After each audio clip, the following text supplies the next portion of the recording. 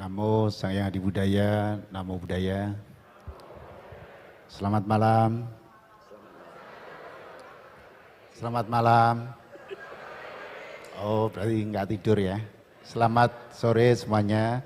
Yang mulia Bante, jajaran Kementerian Agama, yayasan, tokoh-tokoh dari lembaga pendidikan, dan hadirin semua.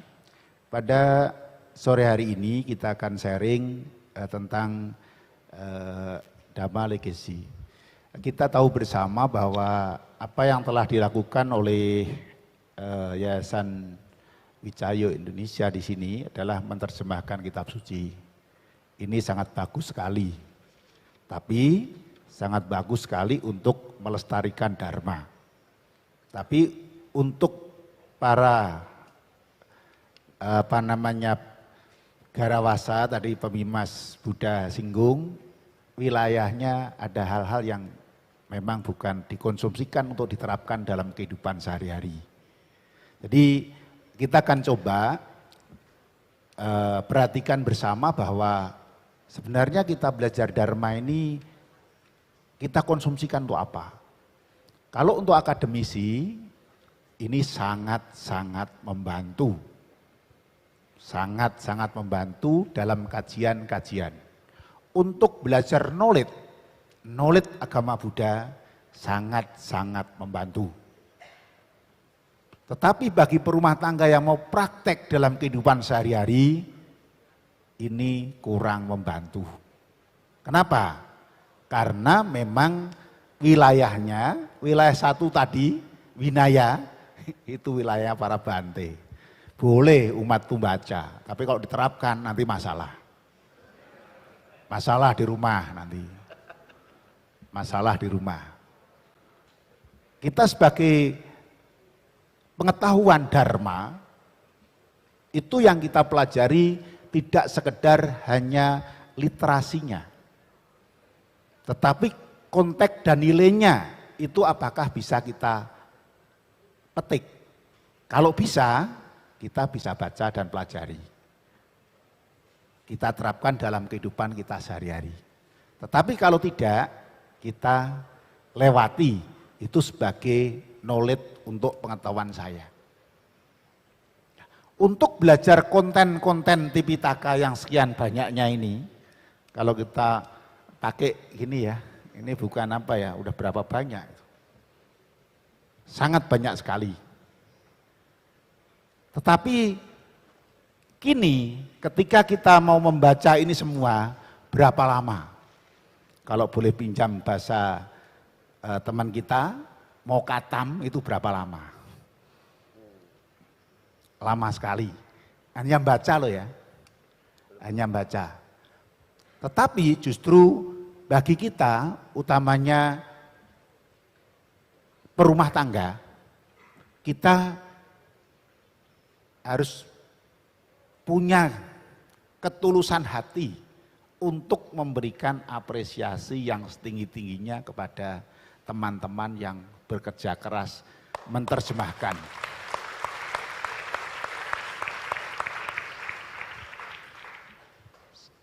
Inilah yang namanya mewariskan Dharma secara tekstual. Secara tekstual. Tentu warisan Dhamma tekstual ini bagaimana menjadi kontekstual dalam kehidupan kita. Ini yang menjadi penting buat kita semua dalam rangka kita belajar kontekstual. Kalau tadi disampaikan oleh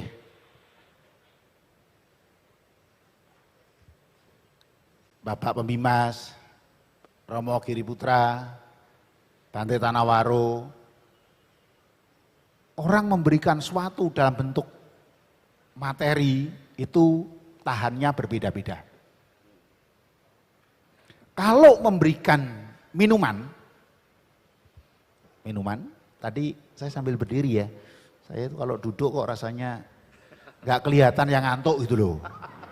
Kalau berdiri ini kelihatan yang ngantuk maksud saya, sehingga tidak tidur gitu.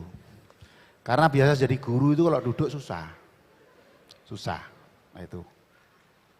Jadi kalau minum hanya melepaskan dahaga. Makanan itu melepaskan rasa lapar, agak bertahan beberapa jam. Begitu memberikan yang lain seperti pakaian, bertahan lebih lama lagi.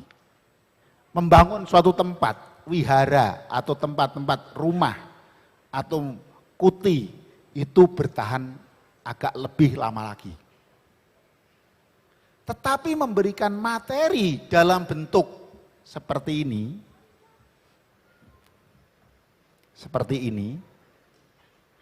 itu unlimited waktunya. Tanpa batas. Kalau buku ini 30, 40, 100 tahun akan rusak. Tetapi kini tidak hanya gini. Yang paling utama adalah dalam bentuk digital. Itu yang akan setiap momen diakses. Bahkan sambil ngantuk-ngantuk nggak bisa tidur, cobalah pulang-pulang saya cek ya di ITC itu ada apa ya. Oh bisa download ternyata. Itu saya kok dibawain satu set mungkin berat bawahnya. Tapi dari semua yang diterbitkan oleh ITC sudah saya promosikan dari waktu ke waktu. Semua Tipitaka saya sengaja ngumpulkan menjadi satu template untuk mudah diakses oleh semua orang.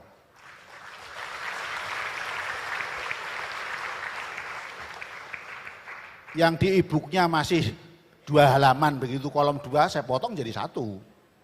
Supaya mudah dibaca, enggak kanan kiri. Artinya apa? Bahwa memberikan materi akan berubah menjadi dharma, itu salah satunya adalah ini, menerbitkan buku-buku semacam ini.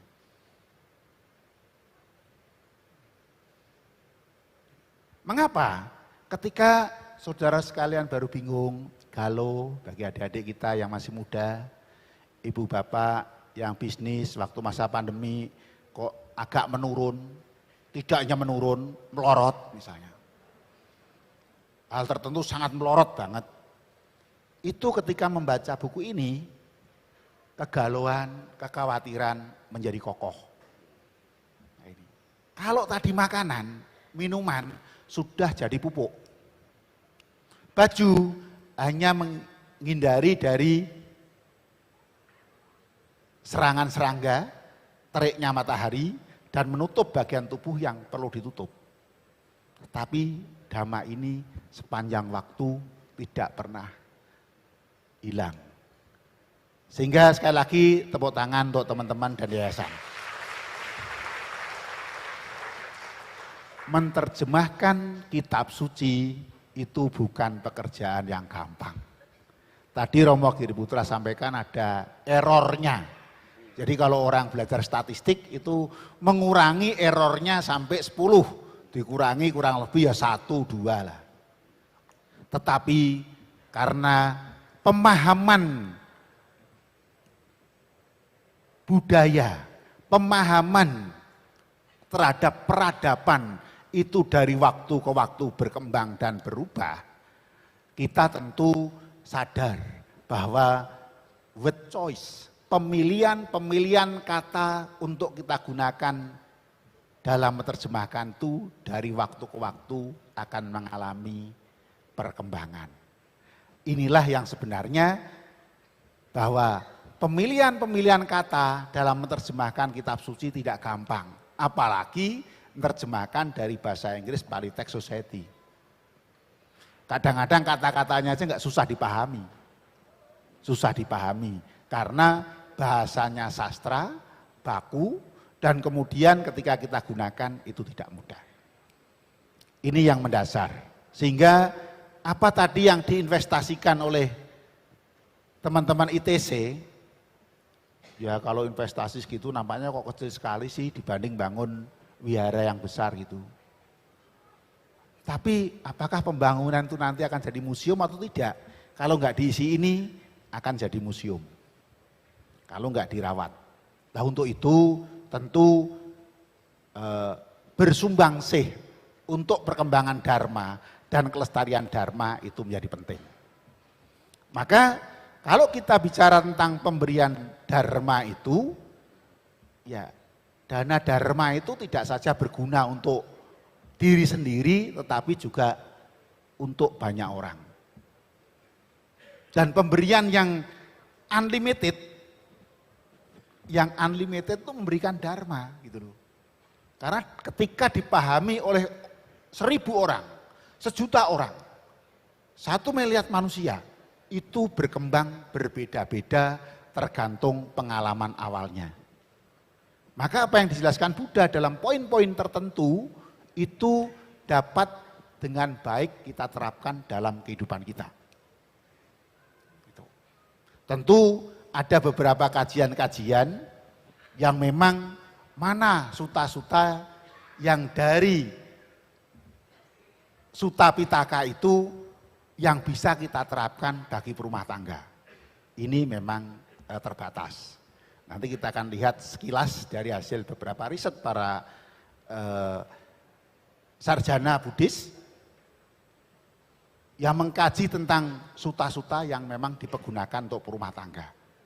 Sehingga Bapak Ibu ketika tidak bisa berceramah, tidak bisa monolog, susah untuk berdialog, ya sudah, bantu cetak 1 buku atau 2 halaman, 3 halaman, enggak dibatasi oleh yayasan. Saya mau nyumbang 2 halaman saja untuk nyetak, boleh.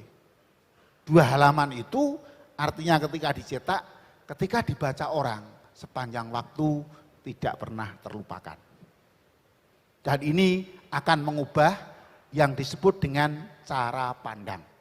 Jadi kita belajar dharma tidak mengubah kepala kita menjadi besar. Tidak mengubah badan kita menjadi besar. Tetapi mengubah cara pandang kita. Nah inilah yang menjadi penting buat kita semua. Nah untuk itu semuanya tentu kita sadar bersama bahwa apa sih sebenarnya kitab suci itu kita kembangkan untuk apa? Utamanya ketika kita baca kitab suci itu adalah untuk meningkatkan kualitas hidup manusia. Kalau semula kita masih berpikir, masih sempit cara pandang kita terhadap diri kita, lingkungan kita, yang lain, kita akan meningkatkan kualitas hidup. Utamanya dalam melihat segala sesuatu. Kemudian bagaimana kita mengembangkan kesadaran diri kita. Karena ini yang membedakan antara teknologi dan buku. Saat ini, kini perkembangan teknologi yang luar biasa. Munculnya metadata, big data, artificial intelligence, kecerdasan buatan, itu kini telah menjanjikan. Untuk tanya agama Buddha atau Dhamma Legese itu kayak apa, enggak perlu ada Dhamma Talk seperti ini kalau melihat konten. Tinggal tanya sama artificial intelligence yang diterbitkan oleh openai.com itu, sudah dijawab semua itu. Anda baru stres, bingung, tanya dijawab. Dengan baik diberi petunjuk. Punya anak 3, 1 aktif, 1 pendiam, 1 misalnya hiperaktif.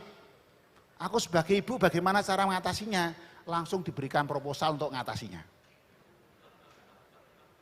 Langkah-langkahnya dari 3 anak dengan cara yang luar biasa. Jadi pekerjaan konselor, pekerjaan psikolog beberapa akan ditinggalkan karena cukup tanya dengan situ GPL, gak pakai lama. Dalam tempo singkat. Artinya apa? Kita bisa belajar secara konten dengan baik, tetapi mengembangkan kesadaran diri tidak bisa dibangun dengan konten saja.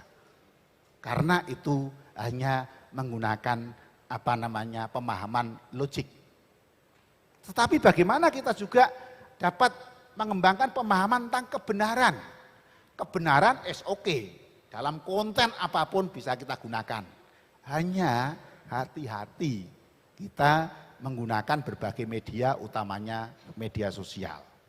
Sensasi-sensasi informasi yang kadang-kadang bisa mengkotori cara berpikir kita, cara pandang kita, yang membuat kita tidak bisa terbuka.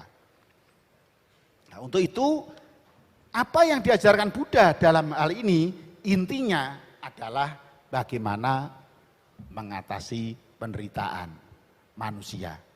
Bagaimana kita bisa memahami penderitaan. Dan membantu kita bagaimana berlatih. Karena meditasi saat sekarang ini banyak orang mengembangkan. Apalagi sekularisasi terhadap meditasi Buddhis yang dikembangkan dalam bentuk pengembangan sains. Utamanya di teknologi neurosains.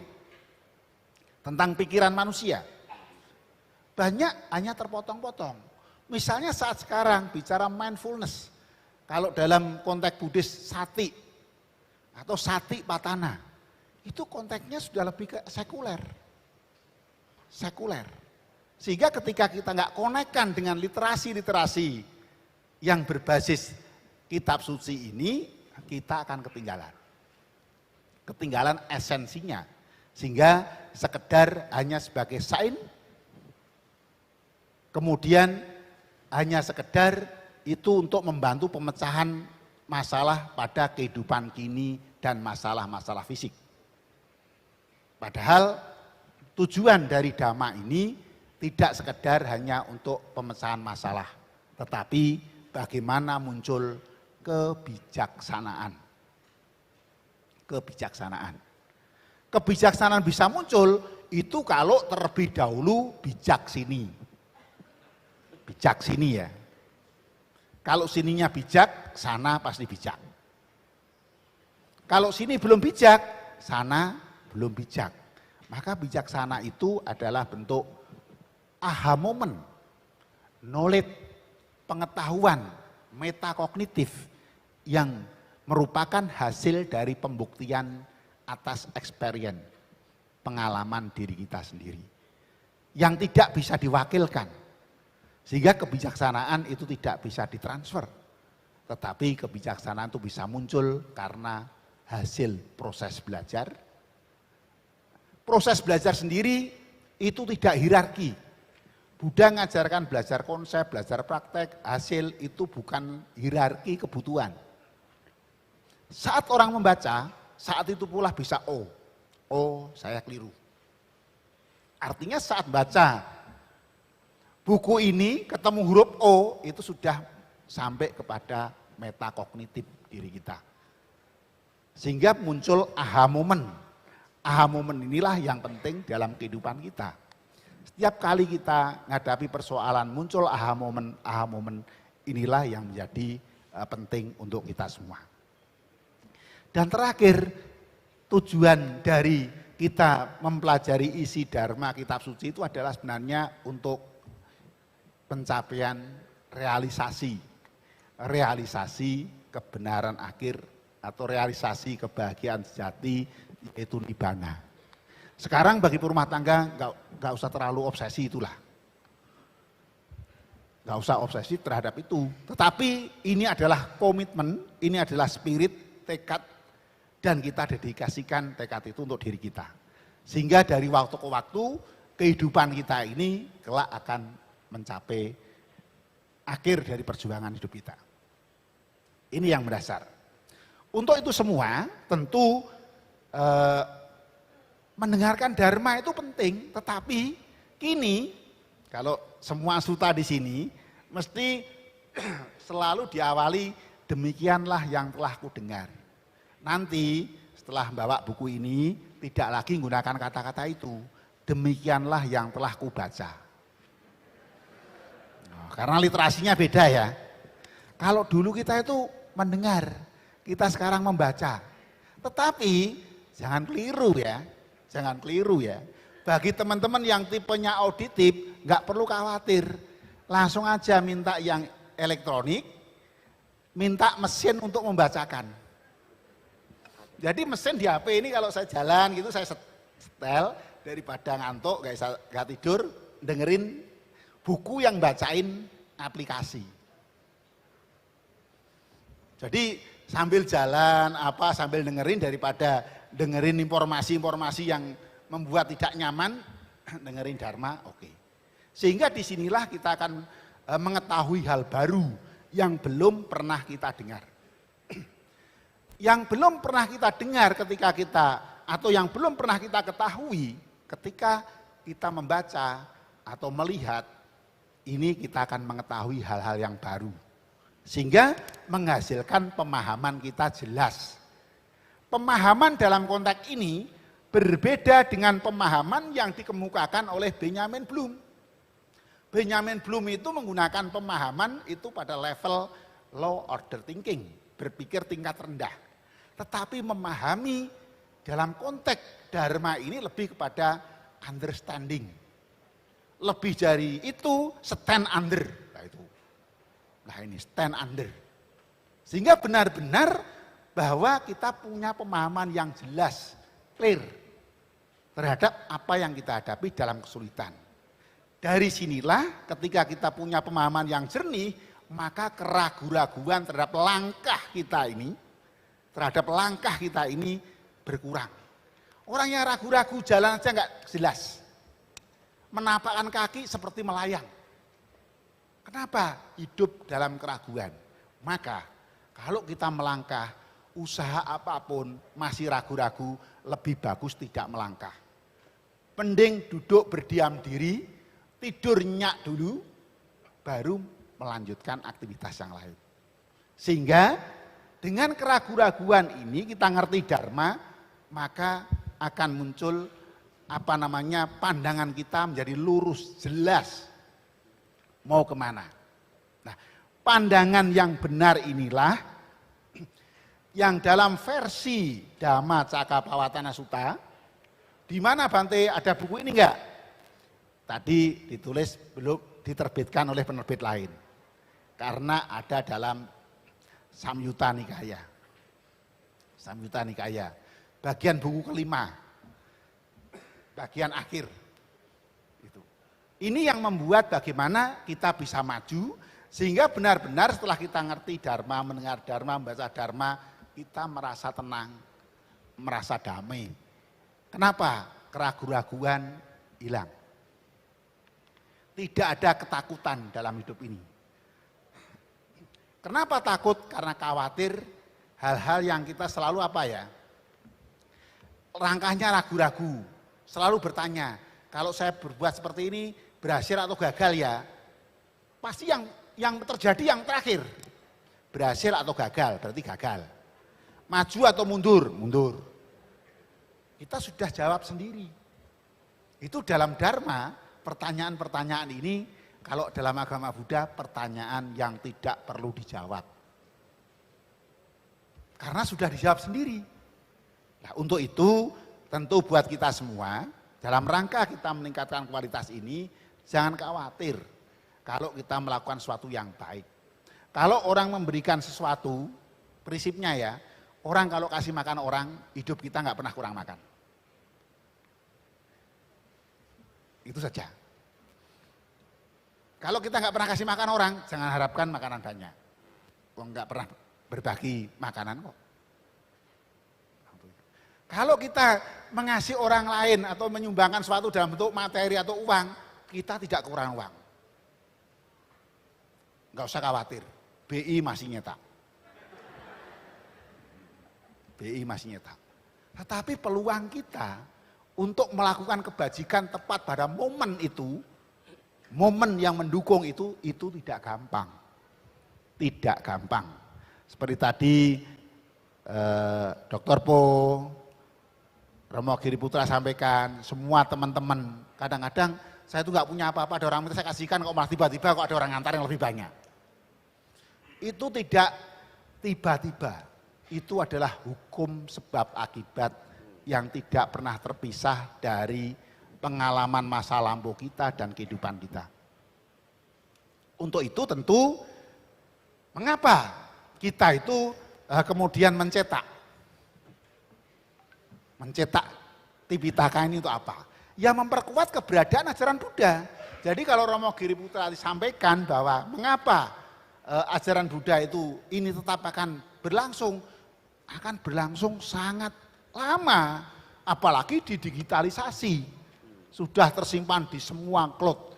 Yang nyimpan tentang Tipitaka yang diterbitkan ITC, Kalau kita lihat di drive-drive umat Buddha, hampir semua komputernya, drive-nya, atau HP-nya itu menyimpan. Artinya ini lama sekali untuk habis. Jadi ini penting. Dengan kita mencetak ini, pemahaman Dharma kita meningkat. Sekurang-kurangnya lah. Sekurang-kurangnya saya nyetak kitab suci. Ada berapa banyak yang dicetak oleh ITC 28.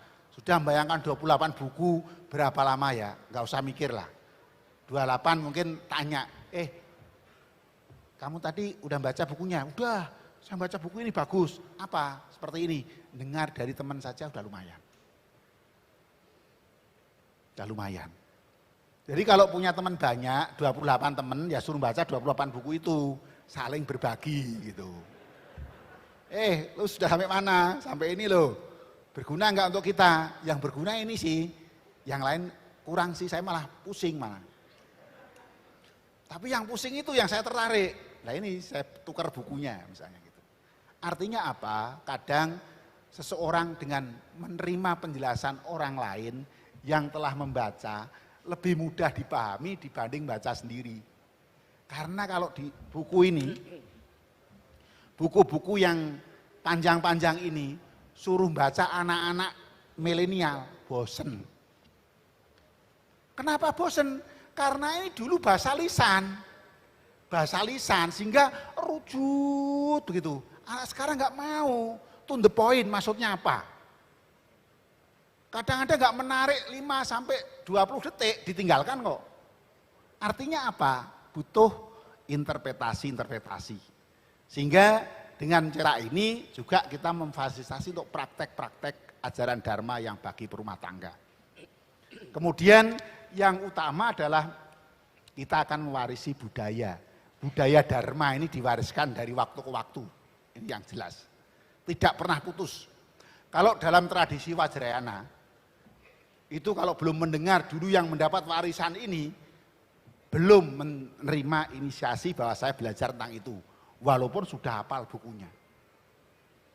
Jadi memang ada tradisi bagaimana mewariskan itu.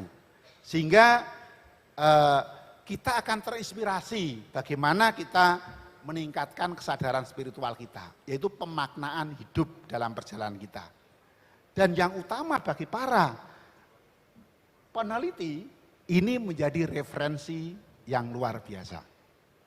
Yang luar biasa. Nah, untuk itu tentu yang menjadi penting dalam kaitan ini ada poin yang mendasar yang perlu saya sampaikan di sini. Jadi kalau kita lihat dari kajian utamanya di Nikaya, suta-suta dalam Nikaya itu misalnya Digha Nikaya, Majjhima, Samyutta, Anguttara, Khuddaka Nikaya, itu yang diperuntukkan untuk perumah tangga itu sedikit. Misalnya Digha Nikaya itu hanya 15 suta. Yang memang berguna bagi perumah tangga. Itu saja perumah tangga raja, perdana menteri, brahmana.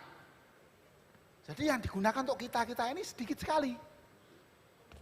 Yang paling utama ya di suta Sigala Suta atau Sigalo-Wada Suta yang populer. Itu yang memang, itu yang utama. Mengapa di Digha Nikaya itu banyak suta-suta yang general? Karena Buddha nggak tahu dulu metode penusunan suta itu bagaimana. Kenapa di dalam Digha Nikaya itu lebih general dan umum? Karena kebanyakan berkaitan dengan orang-orang luar, bukan yang sudah masuk ke dalam Dharma. Brahmajala Sutta itu kaitan dengan para brahmana dari luar. Beda dengan Majjhima, beda dengan Anguttara, beda dengan Samyutta yang benar-benar memang sudah praktek Buddha. Contoh misalnya di dalam Majjhima 152 suta, yang untuk perumah tangga itu hanya 50, yang lain berarti untuk para babajita. Apa kita boleh baca? Boleh, sekedar sebagai sains. Kalau toh itu baik nilai-nilainya saja, jangan prakteknya. Nanti khawatirnya 220 atau 110 dialiri 220, putus lampunya. Gitu loh. Anaknya sakit, harus bawa ke dokter, ya anicca, Hidup ini kan duka. Ya sakit itu kebenaran pertama kok, harus dipahami. Anaknya matilah. Bukan begitu terapannya. Bukan begitu. Terapannya beda. Ini bedakan antar tanggung jawab kewajiban sebagai rumah tangga, itu berbeda. Jangan disamakan dengan para bante. Kalau nyampaikan para bante ya kita nggak perlu melekat. Iya para bante nggak apa-apa.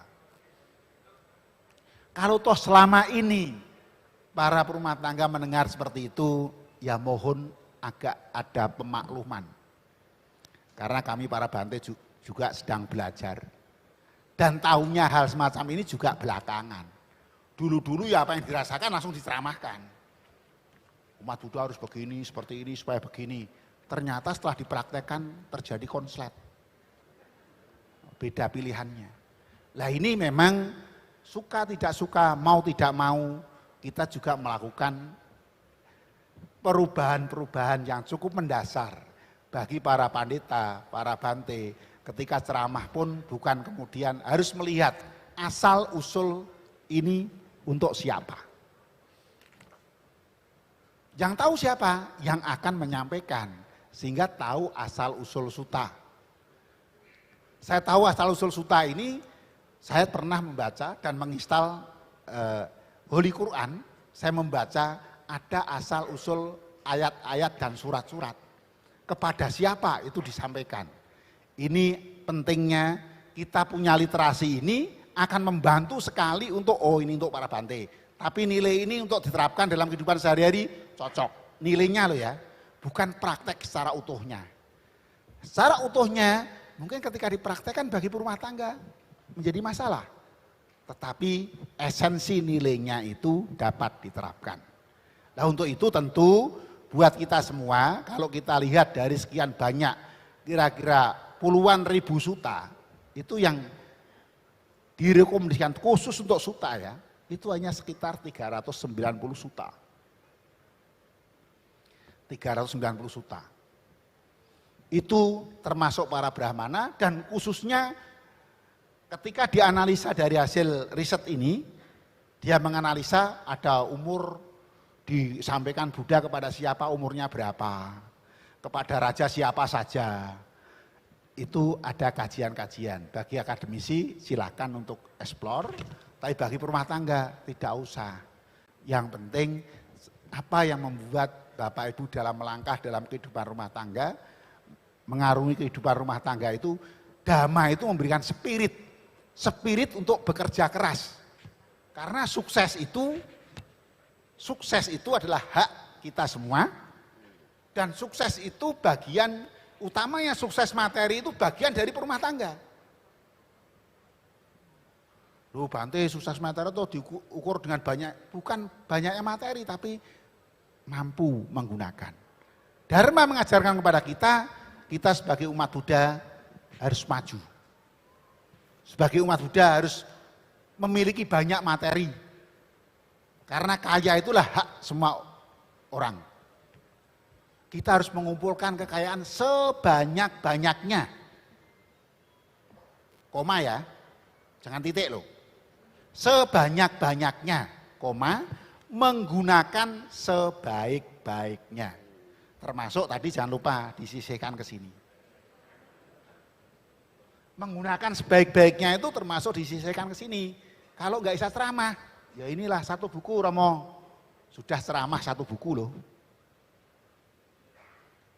Gitu. Ini hal-hal yang real yang bisa kita lakukan bagi rumah tangga. Sehingga Bapak Ibu yang begitu melihat seperti ini langsung mules. Kok asal lambung saya naik, nggak apa-apa lah. Suruh baca para romo-romo saja atau para bante yang suka baca atau yang suka baca nanti ditanyain, tolong dong ceritain dikit buku itu apa, gitu aja lah. Itu lebih cepat daripada baca lama-lama. Kadang pada saat tertentu kita butuh seperti itu. Saya waktu kuliah itu kadang-kadang beli buku itu saya kasihkan dosennya. Prof, saya punya buku baru.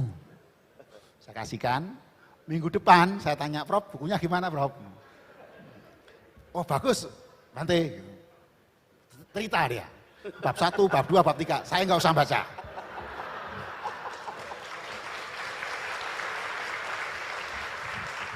Jadi saya cukup waktu 10 menit, saya sudah tahu isinya dan lebih jelas dibanding saya membaca sendiri. Kadang-kadang butuh strategi juga. Tapi bukan ngakali dosen, bukan ya. Ini niatan baik, karena ada buku baru saya juga nyimpen. Beli tidak 1, 2. Tapi bukan untuk pancingan ya. Tapi kalau kuliah seringkali saya membuat pancingan. Ngumpulin buku-buku, kasihan teman-teman. Ini buku yang bagus untuk makalah ini, tugas ini. Teman-teman sudah baca, saya tanya saja. Akhirnya cerita, saya tidak perlu baca lama-lama. Nah, untuk itulah kita semua hadir di sini dalam rangka bersama-sama menyaksikan dan memberikan support kepada teman-teman Yayasan Wijaya dan ITC yang telah berjuang 20 tahun. Mahatera.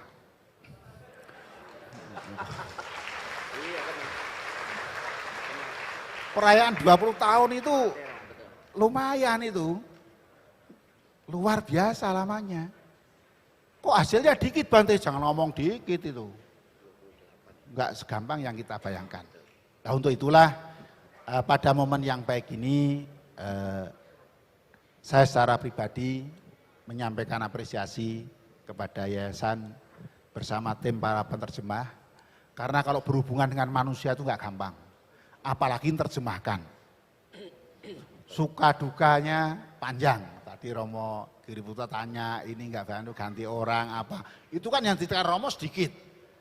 Mungkin kalau diceritakan sampai besok pagi enggak selesai itu.